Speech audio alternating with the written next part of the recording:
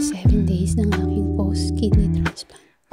Kahapon kami lumabas ng hospital at ngayon, kailangan ko na magluto ng aming makakakain ng aking sister. At dahil nga nasa ibang bansa kami, wala kaming magagawa kundi kumilos na kahit sariwa pa ang aming mga operasyon. Pasensya na sa boses ko dahil medyo paus dahil siguro sa mga iniinom kong gamot. Basta gawin mo lang ng dahan-dahan, makakaraos ka din kaysa naman sinugutom kami. Magluluto nga pala ako dyan ng adobong manok. Parang sa ilang araw namin pamamalagi sa hospital, ito ang naging cravings ko. Pinagsama-sama ko na lang pala ang chicken, toyo, sibuyas, at marami-raming bawang. Mga oras na kulang, saka ko na lang nilagay ang suka. At after ng ilang minuto, nilagay ko ng kulay.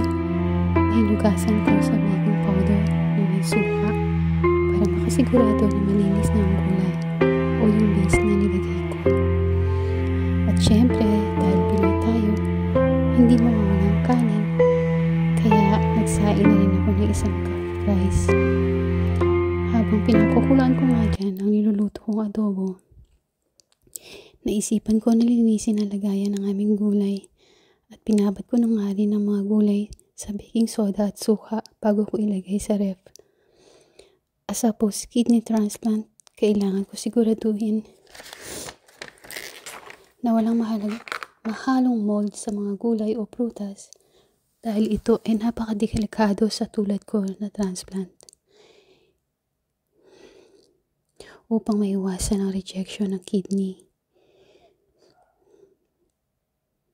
Pag-iwas na rin ito sa infeksyon dahil ang mga gamot na aking iniinom na immune suppressant nagpapahina ng aking immune system ay magpapataas ng posibilidad na magkaroon ng infeksyon. Kaya mahalagang iwasan ng mga taong may sakit tulad ng ubo at sipon at sundin ang lahat ng rekomendasyon sa kalinisan. Ayun lang guys ang may share ko for today. See you on my next update. Good appetit. Bye!